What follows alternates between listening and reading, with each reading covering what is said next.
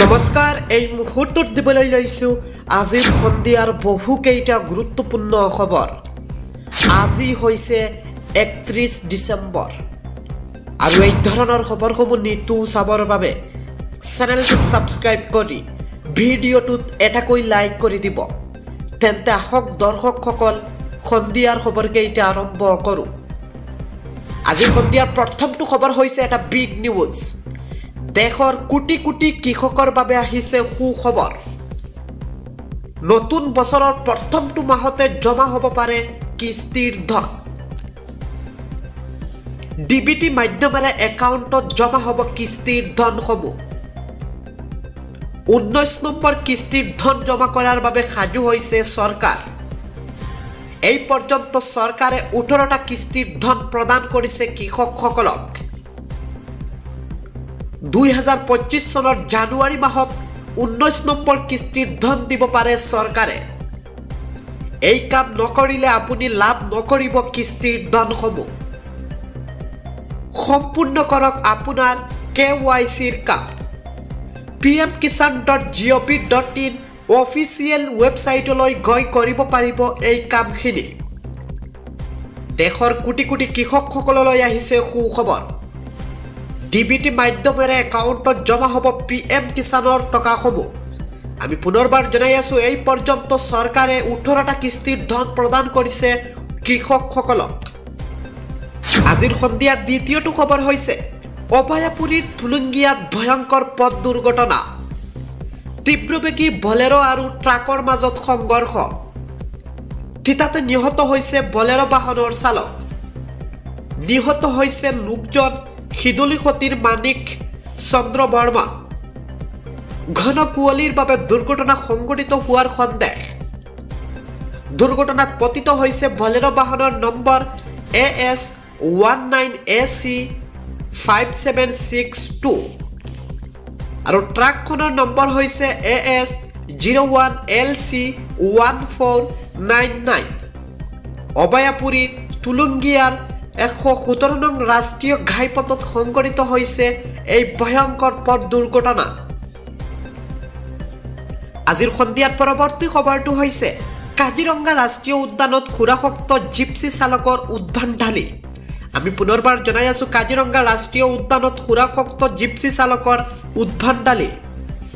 সুৰাসক্ত চালকৰ বাবে পথৰ পৰা বাগৰি পৰিল 4 পৰ্যটকসহ জিপচি। ঘটনাত আহত হৈছে কলকাতাৰ পৰা অহা 2 পৰ্যটক। আহতসকলক উন্নত চিকিৎসাৰ বাবে প্ৰেৰণ কৰা হৈছে যোৰহাট মেডিকেল কলেজ হস্পিটেললৈ। ঘটনাগ্ৰস্ত বাহন জব্দৰ লগতে চালকজনক গ্ৰেপ্তাৰ কৰিছে আৰক্ষীয়ে।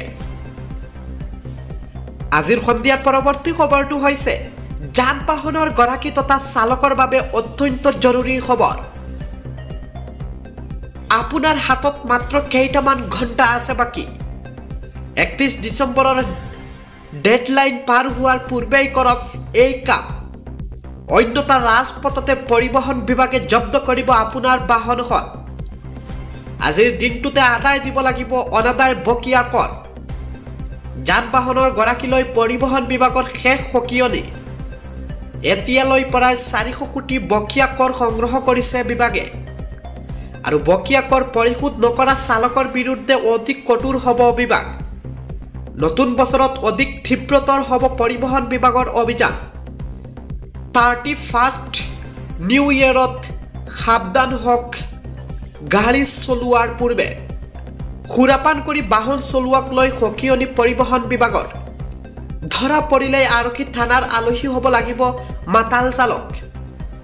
6 মাহৰ বাবে বাতিল হ'ব পাৰে ড্ৰাইভিং লাইচেন্স। আইন অমান্যকাৰীয়ে ভৰিব লাগিব 10,000 টকাৰ জৰিমনাও। যান বাহন বিধিৰ 155 ধাৰা লাগিব আইন অমান্যকাৰীৰ বিৰুদ্ধে। গুৱাহাটী মহানগৰীৰ নতুন আৰক্ষী আয়ুক্ত পাৰ্থ সাৰথী মহন্তৰো সকিয়নি। যান বাহন আইন উলংঘা কৰিলে চালকে ভৰিব লাগিব মহা বিপদত।